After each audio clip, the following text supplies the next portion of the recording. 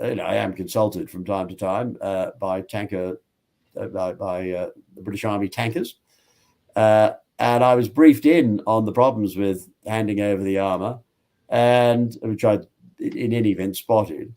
And I did suggest that we send them Challenger 1s. And then I actually went so far as to find a couple of hundred Challenger 1s sitting out in a desert, about 100 of which were ready to go. And I was involved in saying, well, let's get the Challenger 1 onto the battlefield in the Ukraine. But the idea died a death, partly because there was no interest. There was no real interest in Kyiv in acquiring Challenger 1s. They wanted the latest tank, the Challenger 2. The Ministry of Defence were totally committed to sending in the Challenger 2. And in any event, I wanted to keep neutral in the sense that I don't normally do arms contracts. And I certainly had I had misgivings about getting into this tank deal in the first place. And I pulled out of it fairly quickly. Fortunately, I was given a graceful exit by the Ministry of Defence absolute insistence on sending in a small number of Challenger 2s. I still think, objectively speaking, that it would have been better to have sent a larger number of Challenger 1s, albeit with upgrades, to Ukraine rather than our very latest Challenger 2. Incidentally, my sources in the army tell me that we are now very, very short of serviceable Challenger 2s.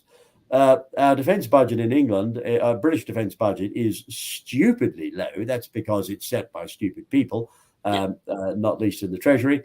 And that's because we raise tax in a completely stupid way, designed to... but you see the same in Poland and Germany and France. They have exactly the same problem. They're running out of stuff to send while there's older stuff. Well, that's right. The Jerrys are sending over their Leopard, which is a nice little Panzer, in fairness to Jerry. We're sending over Challenger 2s. We're sending combat-ready tanks to the Ukraine, as are the Germans. And in order to get them combat-ready, we're raiding our tanks of spare parts. Half the British Army's Challenger 2s aren't combat capable. They've either been starved of spare parts or they've been stripped of spare parts. And the boys up the road from me, and I have some tanks not very far from where I'm speaking to you at the moment. There are quite a number of Challenger 2s, but a lot of them aren't going very far. I mean, not going places. I mean, you can say the same thing. Why is Rheinmetall building Leopard 1s they can deliver next year? Why are we building new Abrams? Why are we not sending them the ones of them that we have in bulk? Leopard 2s. Because, of course, no one will make money on it. It's more money.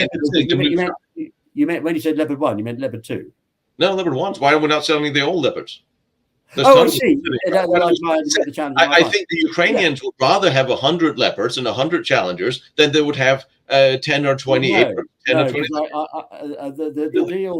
tank deal that I was consulted on, the Ukrainians made it clear that they wanted a small number of more modern tanks. Really? They were concerned about casualties. They were concerned about the vulnerability of the older tanks, and they had a point. The loss rate of the Leopard 1s and the Challenger 1s would have been higher. So they had a fair point. Actually, the question I wanted to ask, because it's been sitting for a while, as we talked about. There's a concern by some. I don't share that concern. I'll just say I don't think it'll be as people are afraid. If Trump wins office and takes office, it is claimed, of course, everything is claimed these days, that would be bad for the aid to Ukraine. If Trump becomes president again, will that? Yes. How would that affect the war? President Trump, remember, they smeared the CIA working with the Democrats, and the CIA are basically Democrats. The CIA working with the Democratic Party set up this ludicrous Russia smear, which was a lie, which they knew was a lie. And it was as much as a lie as the claim that President Putin ordered Litvinenko's murder, or that President Putin sanctioned the murder of Anna Politkovskaya, the perfectly nice but journalist with a bee and a bonnet about human rights abuses in Chechnya. Might have been the odd abuse on it. It might have been the odd abuse on a Saturday night by a Russian squaddie tanked up with vodka, but it wasn't. They have yes, not exactly major. It wasn't exactly a major scandal. On the whole, Russian troops in Chechnya behaved pretty well as American troops behaved in Vietnam. I'm aware of My Lai, but of course My Lai was set up by the Germans. Well, remember anyway. Yes, I was going to say the American German asset. Jerry had an asset in the unit that committed the My Lai massacre. That massacre was staged. It was a German. Remember, the Germans were on the side of the North Vietnamese, and you had West German Luftwaffe pilots flying MiG-21s, which is why they shot down so many of your aircraft, not least because they'd been trained in your tactics at an Air Force base in Texas. Completely and utterly ludicrous. And the Pentagon didn't cotton on until I popped along and told them. In fact, I told Donald Rumsfeld's chief military advisor. He then flew out to Hanoi the following week and confirmed it all. Hanoi coughed. But so anyway, Trump and Ukraine. President Trump, but people must remember that they shouldn't underestimate his intelligence. Because he says the occasional silly thing, people think he's silly. He's not silly. He is quite smart. I mean, he didn't make all the millions he did without having a brain. He's certainly smarter, I think, than Joe Biden. He doesn't sound as smart as Joe Biden. He doesn't look as smart as Joe Biden, but he is at least as smart as Joe Biden. And remember, Joe Biden was not actually fully compos mentis, not fully compos mentis at the best of times. Well, Democrats are, let's face it. I think President Trump will adopt a much more neutral attitude than Biden, although the State Department is showing signs of sense. I know that viewers may think that's extraordinary, sense from the State Department. I mean, it's hardly ever happened. But the State Department are, with respect, showing some signs of sense. And there are certain moves by the Council of Foreign Relations, which is the State Department, sort of favorite NGO. The Council of Foreign Relations, Richard Haas, and these guys like this are pushing forward peace proposals that actually are very similar to the ones that we were pushing and have been pushing for some months, the group with which I'm involved, which includes a retired U.S. Army general who has done some very sensible military analysis for us, with which I completely agree that neither side can win the war. There are undoubted signs that the administration are peeling away from the Ukraine. I predicted this some months ago, not on air, but in private discussions. I said, well, Biden's on the Chinese payroll, has been for years. You guys have a huge problem with the number of T-bills that the Chinese are holding, as the Treasury once explained to me, U.S. Treasury. In practice, once Peking shifts behind a peace deal, the Biden administration are going to follow. So there are signs that the Biden administration are gently backing away from Zelensky. We in fact saw that at the recent summit in Vilnius, which is a very lovely city, by the way. If you get the chance to visit Vilnius, I would take it. It's a charming part. There's some lovely lakes not far away. There's a very attractive parts of Lithuania. It's very pretty little country, actually. Yes. And Lithuania is very friendly. There's a lovely hotel. The Radisson Hotel, from memory, is a very comfortable hotel in Vilnius. Recommend it. At the NATO summit, we saw American support for Ukraine's bid for NATO lukewarm at best. Yes. And we saw the Biden administration blocking Ben Wallace, the British Secretary of State for Defense, who's an enthusiastic supporter of the Ukraine, hasn't got much of a brain, but he's a cabinet minister. You would hardly expect him to have a brain. He's a perfectly nice chap, has been in the army, knows his P's and Q's, knows how to hold a knife and fork. Would have been a good Secretary General of NATO. The administration have now effectively risked British membership of NATO by blocking his appointment. Clearly, Britain is on the way out of NATO. We're not going to be in NATO for much longer. May not be in NATO this time next year, and indeed I can see it's leaving NATO this year. I wouldn't want anybody in America to underestimate the upset in Whitehall and at the Ministry of Defence, which is part of Whitehall, and the British Armed Forces over the blocking of Wallace, who's very popular. And the current one is not. So, well, exactly. So blocking him for the Secretary Generalship, which was an ideal job for him, or I should say, ideal non-job. But everybody wanted to, he was leaving the cabinet. Everybody wanted to find a non-job for him, and Secretary General of NATO was an absolutely ideal appointment for him. That's been blocked. The Biden administration knew what they were doing. I'm sure they realised that by blocking Ben Wallace, they were risking British membership of NATO, and in due course, I think the UK will leave, which means American forces will leave British soil, along with the CIA at Mildenhall, who can't possibly afford to have a large CIA operation at Mildenhall. I should explain to your viewers, the main CIA operation in UK is not at the American Embassy, but it's at RAF Mildenhall, which is an airbase in East Anglia. But given the CIA's anti-conservative bias, its pro-EU bias, the fact that it's been involved in a coup in America, given its lack of commitment to democracy, we can't possibly afford to have the CIA running a large operation in Mildenhall. So they're going to have to go. And they would probably go at the same time as US forces. But since we are friends of you guys and we are allies up to a point, obviously the special relationship is in abeyance at the moment because we have a Democratic administration in the White House. And the special relationship is only meaningful when we have Republican presidents, sadly.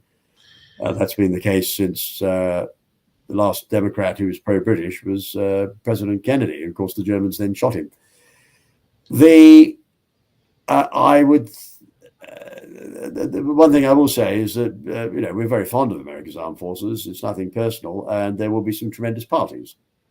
So the American forces are not going to be booted out of Britain. They're going to be invited to leave very politely as part of the process of UK withdrawal from NATO. But there will be parties. I've been invited to parties at US bases in Britain. I've always had very friendly treatment at US military bases in Britain. And certainly that's yes, the hospitality will be reciprocated. The booze bill for the parties is going to be quite large, and we'll be buying the drinks. Well, I'm sure the Royal Navy, the Royal Navy's departure from NATO, there's going to be lots of exchanges of signals and holding down of flags and ceremony. The departure will be done properly. Is this where the alliance proposal of Britain, Poland, and Hungary came along? Although right now Poland and Hungary are not all that keen on each other. Well, there's a problem. We're on fairly good terms with Hungary. The Hungarian Viktor Orban is a very nice chap, and even with our pro-EU prime minister, although he pretends to be anti-EU, but he's in fact pro. He's just announced that we're keeping the the European quality marks, CE marks on all our goods. Absolute nonsense. I mean, we're just tracking the EU.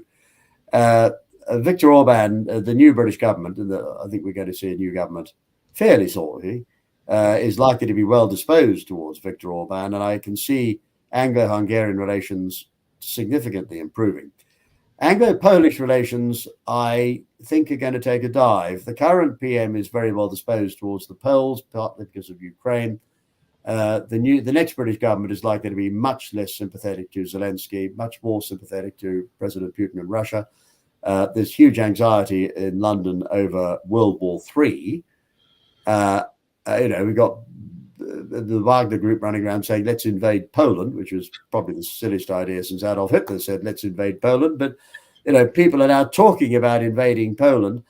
I think there's real anxiety about the Ukraine war spinning out of control and a general European conflagration, which we don't want to see. And I think British support for Poland is going to wither on the vine. The other problem with Poland, of course, is the Poles over here have not been terribly well behaved. There's a huge problem with Polish immigration, and a lot of them have been running around drink driving and what have you. There's a fair amount of anti-Polish sentiment in the UK, thanks to the behaviour of nothing to do with the Polish government, just the behaviour of Polish nationals. And again, I'm talking about a minority, but some fairly. The foreigners behaving badly has always been a thing. Well, it's a fact. I mean, families being killed on the M6 by drunken Polish lorry drivers. It's a problem, and there's no doubt that Anglo-Polish relations have been damaged Well, you by can the say behaviour of a minority of Polish nationals in Britain have behaved badly. I would be appalled if British nationals. It's funny how it's much easier to point to the stray Polak who may behave badly, considering the amount of foreigners from other countries who have behaved badly for decades. Oh, look, they're not. The Poles are not the worst behaving. So it's much easier to point at them. Do you see that there's a World War III potential coming out of this? I'm not sure I do. Yes, it's one of the reasons why I'm committed to peace. This war needs to be settled.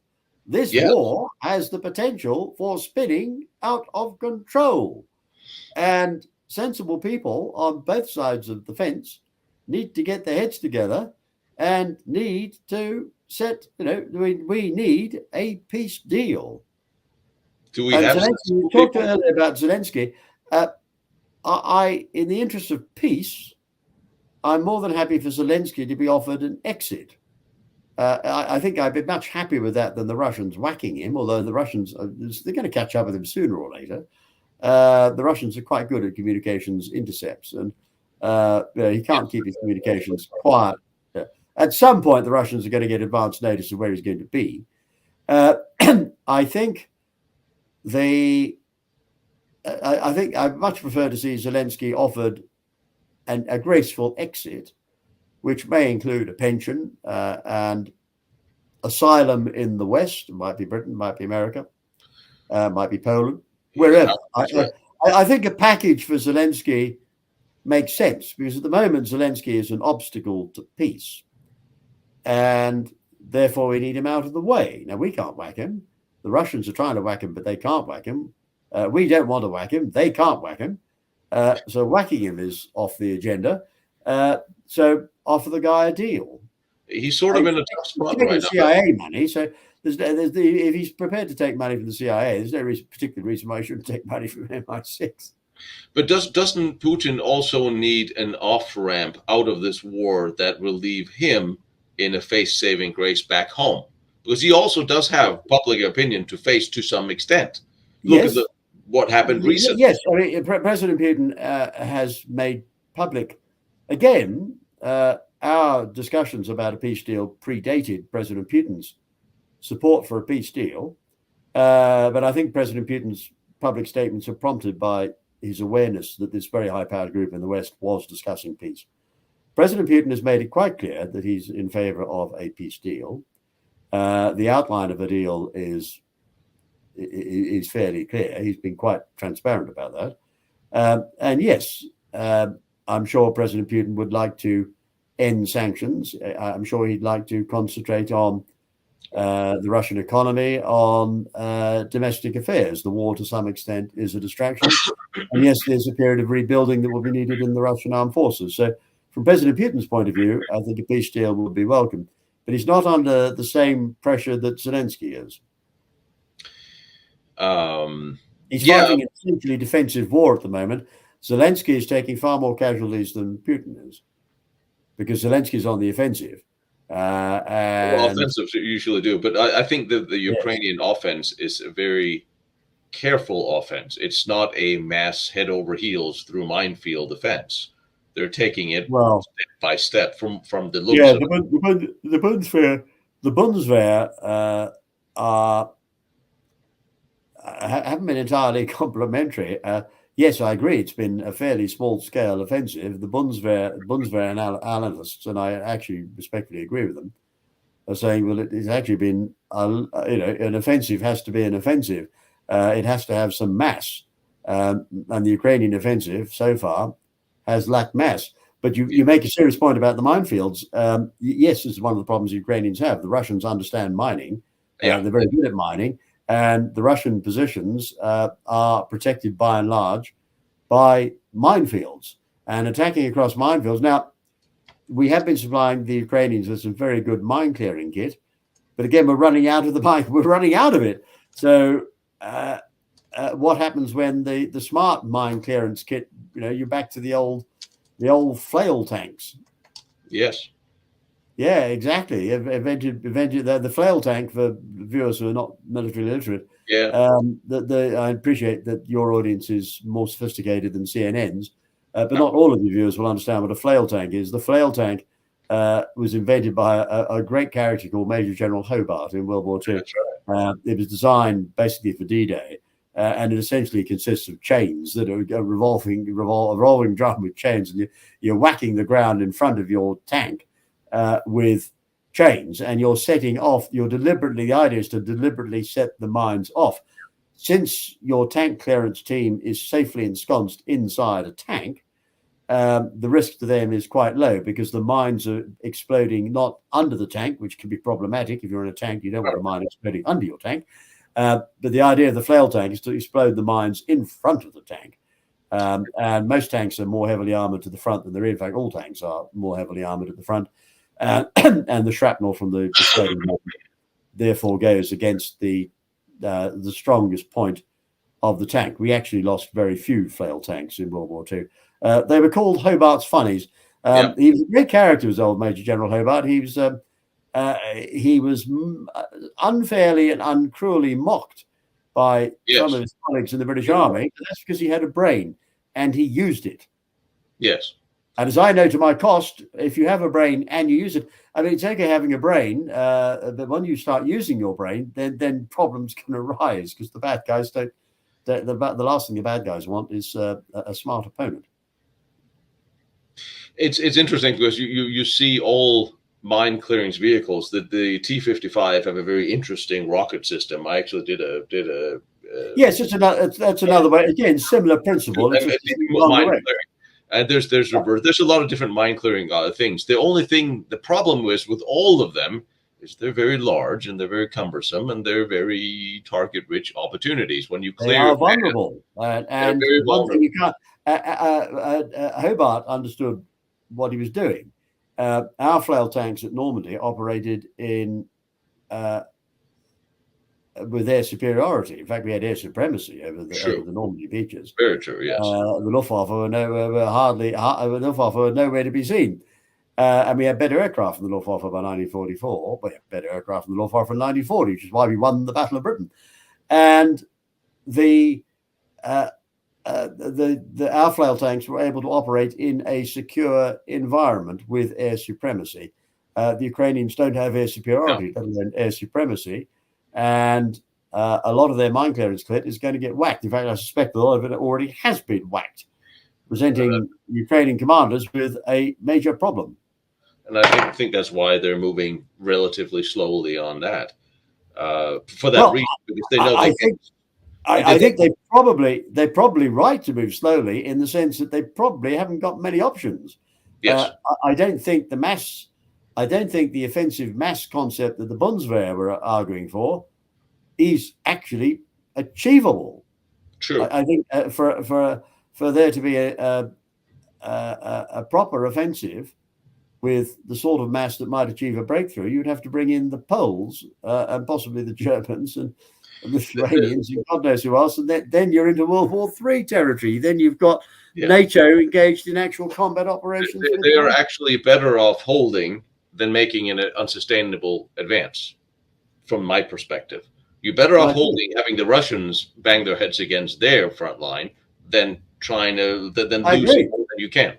So now we come back to where we started, Tino. Yeah, we're frozen conflict. It's a World War I style stalemate, and because the Russians have command of the air over the battlefield, at any rate, and are not likely to lose that because the Ukrainian Air Force is too small and largely being shot to pieces anyway.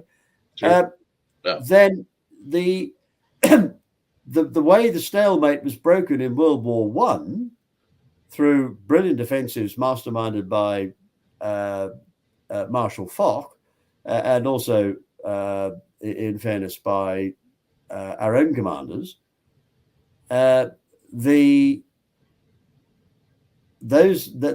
breaking of the stalemate in World War I was made possible by our command of the air. By 1918, we had the Sopwith Camel in service. The Sopwith Snipe coming along, it came in service just towards the very end. But we also had the SE-5A, and the French had the SPAD, which meant you guys had the SPAD because you got your aircraft Nieuports and SPADs mostly from the French. And with the SPAD and with the Camel and the SE-5A, we had better fighters than the Germans. I know the D7 Fokker was a reasonable bit of kit, but it wasn't as good as a Camel, and it certainly wasn't as good as a SPAD or an SE-5A. And the Camel, of course, by 1918 had the Bentley Rotary 2 engine, which was more powerful than the original Clerget Rotary. The Camel had a rotary engine, and which made the whole engine turned.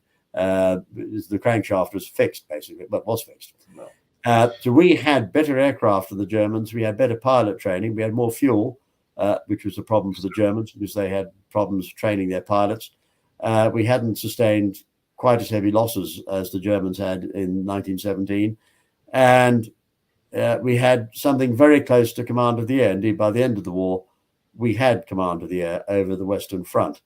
And that created the conditions under which maneuver warfare involving armor could be undertaken. If we had not had command of the air in 1918, after the initial German success in the spring offensive, which, bear in mind, was accompanied by the world's first WMD campaign, the Germans using, the second, because they'd used gas in 1916. But in 1918, they had developed the Spanish flu, which was targeted on young, fit men, i.e. troops, and was a German biological weapon, and partly responsible for the initial successes of the German offensive, Ludendorff's offensive. Ludendorff, of course, was the head of German, or became the head of German intelligence after the war. So you had a sinister WMD, ultimately responsible for between 50 and 100 million deaths. I was responsible in exposing that, the single biggest crime in history. So your interlocutor was instrumental in exposing the world's greatest crime, 50 to 100 million dead. That's a lot of people to murder. Thanks to a murderous WMD campaign, the Germans achieved initial success and then lost. And it's because they failed to obtain command of the air that they allowed the conditions to be created whereby offensive armor could be used, and we were able to indulge in maneuver warfare. So Haig, Field Marshal Haig, General Foch, there'd been some significant development of Allied tactics by 1918 as well. Haig learnt from the mistakes of Passchendaele and the Somme, and the Allied strategy the Allied tactics in 1918 were very sophisticated, and a lot more sophisticated than the tactics the Ukrainians are using at the moment. So instead of having one large breakthrough, which is then difficult to support, the tactics had shifted by 1918 to a number of small breakthroughs, but right along the front line, so that we were able to roll up the whole of the German lines. Of course, we then made the huge strategic blunder of not going on to Berlin and allowing the Germans to not breaking up Germany and allowing German intelligence to carry on in operation, with the result that we actually lost, after World War I, 50 to 100 million people through Spanish flu. There were more people killed in 1919. There were more people killed in 1919 and 1920 by the Germans than they'd killed in between 1914 and 1918. So we had tactical brilliance in 1918, followed by strategic stupidity. Well, neither Marshal Foch nor the politicians again. And since we're back to World War I where we started, I think we need to do a separate talk, and we'll do the comparisons of World War I and Ukraine when we see how this thing goes in the autumn. It's a valid comparison. Many military commentators and strategists are making the same comparison you are, Tino. Yeah, all we throw in is drones and satellites, and then they have it as the same battlefield. Michael, it's been a long day for you. It has been a long day. Some of your viewers may have caught me in a yawn. It's been a long day, and it started off with a tragedy and the death of a very good man in the early hours. And I have been unwell, and I have not been getting that much sleep. The problem with being unwell, it's only a fairly small chest infection, but it's been keeping me awake at nights. And I've had about 5 or 6 weeks of continually interrupted sleep, and you end up getting a bit exhausted. I apologize to your viewers. I'm not at the top of my form tonight, but I have enjoyed it as always. You get some rest. I will and let we're you talking about saving lives here. I mean, I've dealt with the Ukrainians. I quite like the Ukrainians. I've nothing against the Ukrainians. I don't hate the Ukrainians, and I don't want to see another 100,000 Ukrainian casualties between now and 2025, or another 150,000 between now and 2026. So, if I can help save 100,000 Ukrainian lives, I will do it. And I'll do the same thing. I'll try to carry a bunch of body armor out there to keep some more alive if I can. I've worn body armor. Yes, I've worn body armor. It's very helpful having body armor. I don't criticize anybody for wearing body armor. It's a lot better. If you're going to get hit by a bullet, it's a lot better to have some body armor, I tell you. Well, shrapnel is a messy thing when it starts flying around your neighborhood. Michael, get some rest. Especially messy in the intestines, yes. Exactly. It very much is, yes. The intestines are better in than out, unless you're talking about the cabinet secretary or remainers. But yeah, you've done very well, Tino, to bring me out of my shell. Yeah, I'm glad we woke you up. I'm glad you're feeling better. At least I'm feeling. I am feeling sad, but better. Yes. Get some rest, and I'm sorry that you have to plan for a funeral now, but we will chat soon. And possibly I'll see you in England in a couple of months when I'm out that way. It's like Puff the Magic Dragon. Nobody lives forever. Isn't that just the truth? I'm afraid so. Yes, we all have to shuffle off the mortal coil eventually. The point is to